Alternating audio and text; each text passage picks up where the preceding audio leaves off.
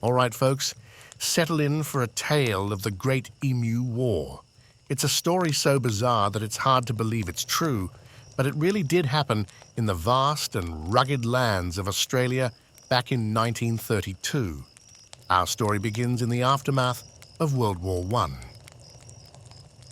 Many Australian soldiers returned home, eager to rebuild their lives. As part of a government program to help returning servicemen, these veterans were given plots of land in Western Australia to farm. They were encouraged to grow wheat and other crops, a task that seemed straightforward enough. But farming in Australia's harsh environment was no easy feat. By the early 1930s, the Great Depression hit, and these farmers faced economic hardship. Wheat prices plummeted, and farmers struggled to make ends meet.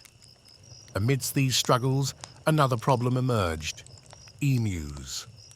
These large, flightless birds, standing over 6 feet tall and capable of running at speeds up to 50 kilometers per hour, had little regard for human property. In 1932, roughly 20,000 emus migrated from the inland regions to the coastal areas of Western Australia. They were looking for food and water, and the farmers' wheat fields provided an abundant supply.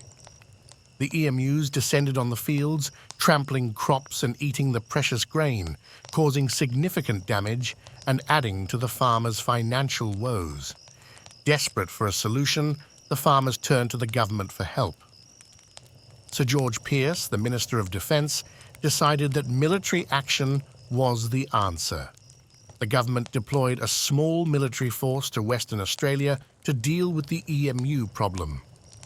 This force consisted of Major G.P.W. Meredith of the 7th Heavy Battery of the Royal Australian Artillery, 2 soldiers, 2 Lewis machine guns, and 10,000 rounds of ammunition.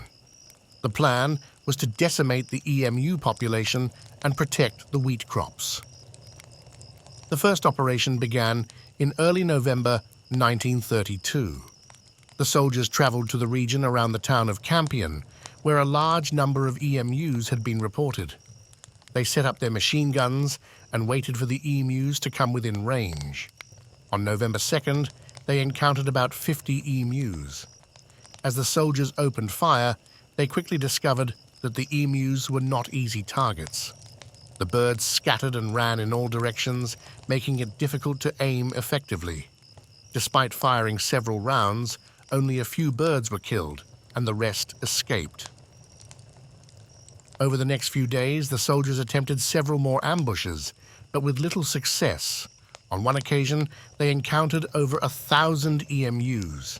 The soldiers set up their machine guns and prepared for a mass slaughter. However, the emus once again proved to be elusive.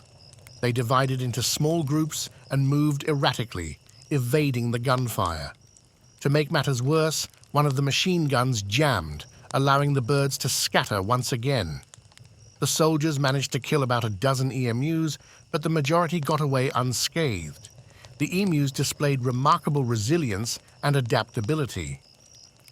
Major Meredith observed that the birds could take multiple bullets without going down, earning them the nickname feathered tanks. The soldiers found themselves outsmarted by the EMUs, whose speed, agility, and seemingly random movements made them nearly impossible to effectively target. After a week of futile efforts, Major Meredith decided to withdraw and reassess the situation. The soldiers regrouped and moved to another area where emus were causing trouble. They set up ambushes near dams, where the birds came to drink. This strategy proved somewhat more successful, but the overall impact was still minimal. The emus continued to outmaneuver the soldiers, and the losses inflicted on the bird population were insignificant compared to their vast numbers. By December, after several weeks of continued efforts and mounting public ridicule, the operation was called off.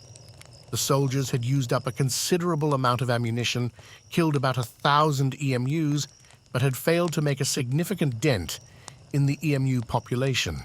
The EMUs had effectively won the war. The Great Emu War became a subject of mockery in the press. Newspapers reported on the military's failure with a mix of amusement and disbelief.